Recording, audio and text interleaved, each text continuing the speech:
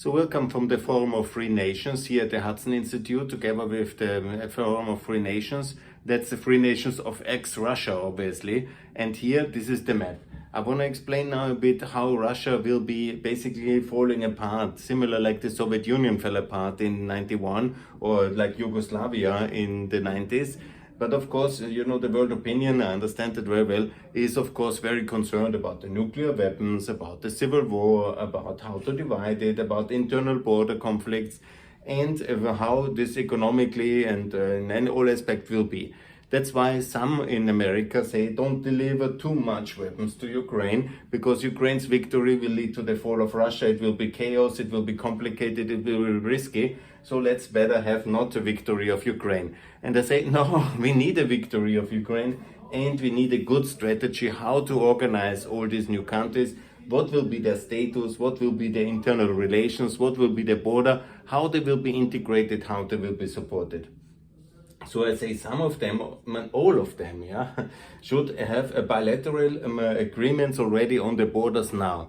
All these independence movements should have bilateral agreements how to organize their borders. That will be in some cases not so easy. Between Kuban and Circassia we had already a debate, and of course in the Caucasus you see here quite a lot of smaller states already. Here very big states in Asian Russia, how to organize it. I say very clearly, all of the states should be in the Council of Europe. Russia was until now, so they, successor states, can be also in the Council of Europe. Then obviously all of them should be in the OECD, as now Russia is still. Russia should be expelled, but they can, that's not happened up to now, but all of them, that's a big mission for the OECD. All of them will get the OECD mission anyhow, so that's very important, like on the Balkans, and basically we do it like in the Balkans. Then obviously all should be in the Regional Cooperation Council, and all the infrastructure which Dr. Busek has built for the Regional Cooperation Council in Sarajevo, rcc.int, is also applicable for the transport infrastructure, the transport treaty, the energy treaty, the cooperation in the rule of law, in the military. All these bilateral regional cooperation mechanisms which we built for Southeastern Europe can be applicable.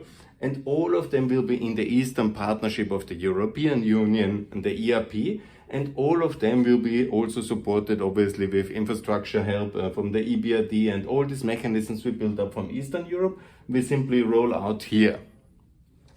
Some of them will get the EU perspective and NATO perspective. For example, these countries here, you have to imagine them like Northern Europe. Karelia and others and Komi, this will be like Northern European countries. It's quite logical here, like Finland, Sweden, Finland, Norway, Sweden, Finland here. Simply these ones are like continuations, so it's quite logically. And here you see these Baltic republics, 1, 2, 3, 4 new Baltic republics, for example. Here you see the Central Russian, and here the Volga republics.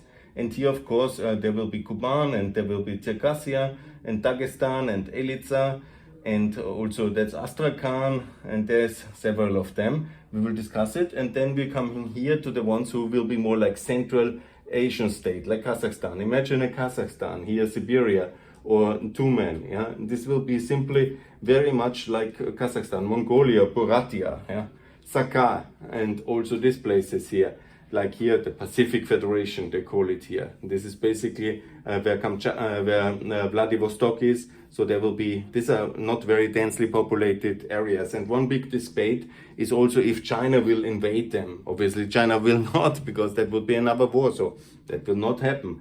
And obviously, China will be very dominant. But already, one of the participants said that China is very dominant because the Russians sell out to China. And so these areas are double colonialized.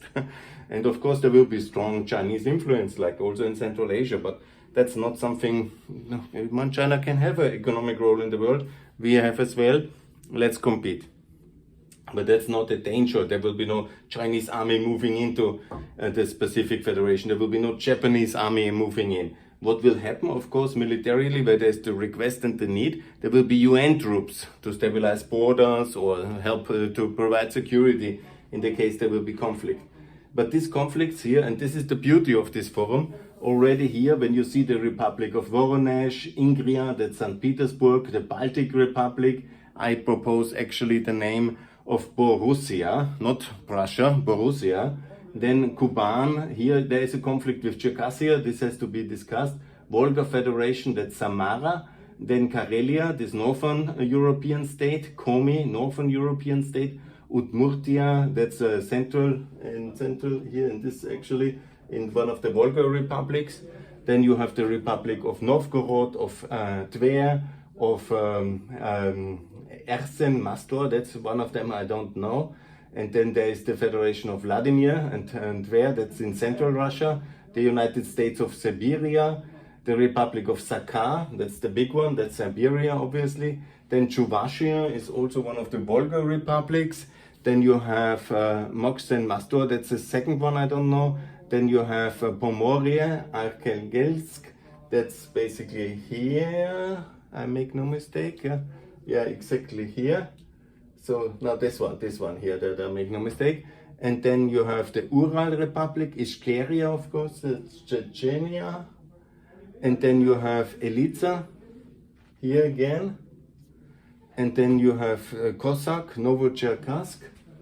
Again, that's here. Here's, of course, you know, no doubt, and this area here is a bit complicated to maneuver because the Caucasus republics, they have quite active division, and all the inheritance of Stalinist and imperialist Russia and Russian kind of state meandering is very complicated to resolve, obviously. But they have done the best effort here. So there will be 1, 2, 3, 4, 5, 6, 7, 8, 9, 10 in this southern Russia, 11 in the southern Russian area. And here you have several then ones, complicated ones in the Volga area. So that's something to learn. This will be the most challenging, obviously.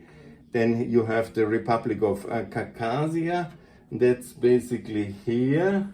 Yes, that's one of the Central Asian states to be. Bashkortostan is obviously here, that I don't hear.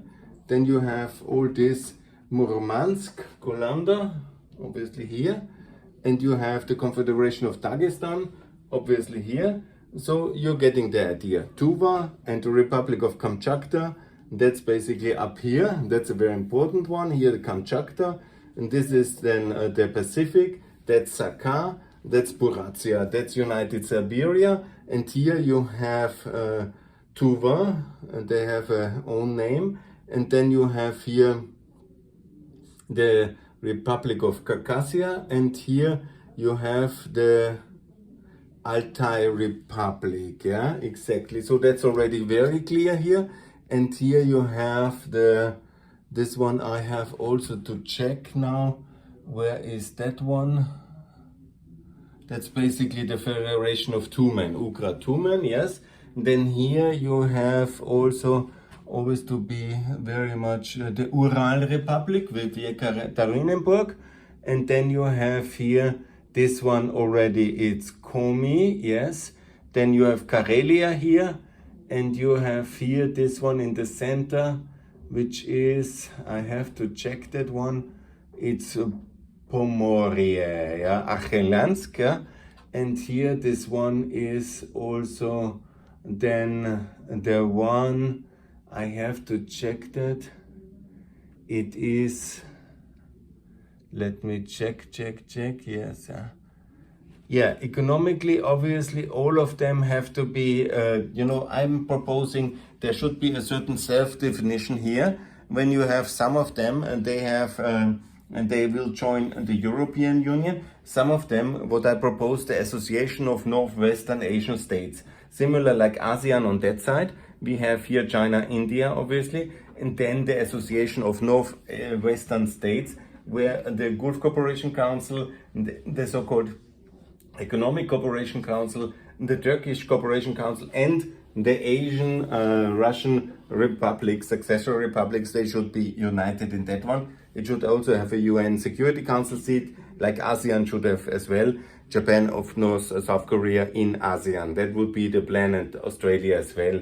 So there will be 4 seats for Asia in the UN Security Council, 1 for the European Union plus the UK, and 1 for Africa, 1 and 2 for America, 1 for the United States of America, and 1 for the Organization of American States. That will be 8 in the Security Council and no non-permanent members, 8 permanent members. So that's the better way to deal with that one. And here again, you see the Baltic republics to emerge, 4 of them. And of course here, the Central Russian states, yeah. And here the Volga republics, the Caucasian republics, and the Southern Russian states. So all in all, the proposal is for 41. You know, this is, you know, preliminary, but it's a very well thought through method. And it is very important to agree before now the breakup comes on these borders in order to make them already feasible. And I agree, I would now suggest all the movement leaders to make bilateral agreements on the borders, so preliminary demarcation lines, and then to settle that they will join the Council of Europe, the OECD. They will have either the euro or the dollar. This one's here, the euro, here the dollar as the reference and pegged currency, to have currency stability from day one, to have a central bank, which is basically like Kosovo and Montenegro, a central bank with coordination already with the European Central Bank, and all of them to have a DCFTA with the European Union, to be in the Regional Cooperation Council, to be in CEFTA, to be also from the beginning trade-wise integrated in the European market, in the European regulatory system completely, individually, each individually. So DCFTAs will be, and then the CEFTA. CEFTA was created in 92, 2 years after the end of the Cold War, so it's a very good instrument to work in CEFTA. And then trade agreements will need maybe 2-3 years more, but they can be done like in Ukraine, DCFTAs, for all countries who want, and currency back, or in countries who want to adopt the euro directly here or adopt the dollar here, basically, because these are big natural resource countries and connected to the American world, and here will be the European world, yeah. And then to establish already now the association of Western Asian states, to talk with the Arabs, not the Arab Union, but the Gulf states, the Middle East here, and the Turkish Council, and of course this ECHO group here, and that these countries will be integrated then again politically into that new association to be developed. And you know, that's of course, you know, a little bit of effort to do, but in general the breakup can be in that way managed very well, economically assisted with of course major aid packages. There should be also bilateral partnerships, as I've proposed, each of these new states to have a European partner or a North American partner to develop and assist them in developing their statehood, their nationhood, their economic survival, and their kind of well-being, obviously, in order to avoid a big collapse. What about the nuclear power? The nuclear power should be decommissioned, because the old Soviet nuclear power should be treated by an international agency, the Atomic Agency, and then decommission all of them. A similar should be done as well as we have done in Eastern Europe, the cleanup operation of all the environmental legacy and all disaster left over by the Soviet Union and Russia. They have destroyed all this nature, and this must be systematically remedied under the EU supervision and support. It will be very expensive, so far to cheap energy from Russia, because it was always a hoax. It was just on the cost of the nature, which we now have to support again to clean up all this nuclear and coal and gas and all the other disaster, and then systematically to be integrated. And many of them here, I think the smaller states, you know, until here, I see that's of course a bit of a debate, you know, but I don't see, for example, Siberia joining the European Union or so. This will be more like a Kazakhstan scenario, Buryatia like a Mongolian scenario. You know, but there, of course, here the question is, you know, it will be Tatarstan probably will have a status like Turkey. You know, this is an in-between case, yeah.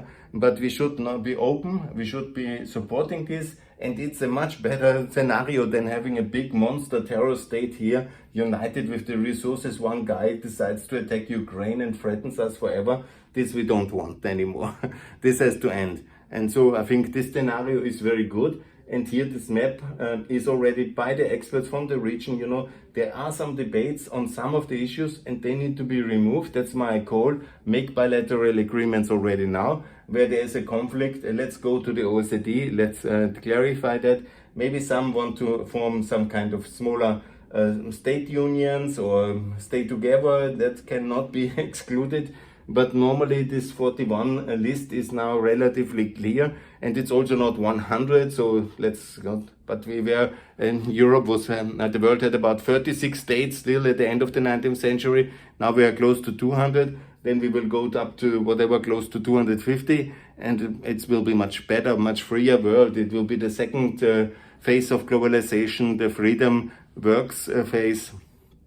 It will be wonderful for the world, wonderful for the people who live here, because first time most of the people will also participate in the economic growth and in the wealth created in these regions, because now a small elite only in Moscow and St. Petersburg had everything and the rest nothing, and so there will be much more freedom, prosperity and peace in the world after the fall of Russia, and that's what I'm advocating for. And here in Washington I call for a wise, good strategy, which I have already outlined here, and I will continue to do so. But we also, as I have made in my presentation, need to make the case to complete our system with NATO and EU enlargement and the Eurozone and all the other things, because we are a bit stuck here in some issues, and then we want to tackle the big thing. That's of course one of the reasons is our internal weaknesses and incoherences, which Russia thought they can exploit. They will fail and they will be dismantled now. But we need to be also doing our homework back home in Europe in order to be ready to integrate some new states from the ex-Russian territories. And this will be the future. And it will be rather soon, so it's a very good conference to prepare for that. Thanks a lot here from Washington, Hudson Institute, and from the Forum of the Free Nations of Russia. This is the organizer. Please check the website. Everything is online. And thanks a lot here from Günther Fehlinger, Pax Europiana. A very great conference. I'm very happy to be here. And please, let's work together for peace, prosperity and freedom. Bye.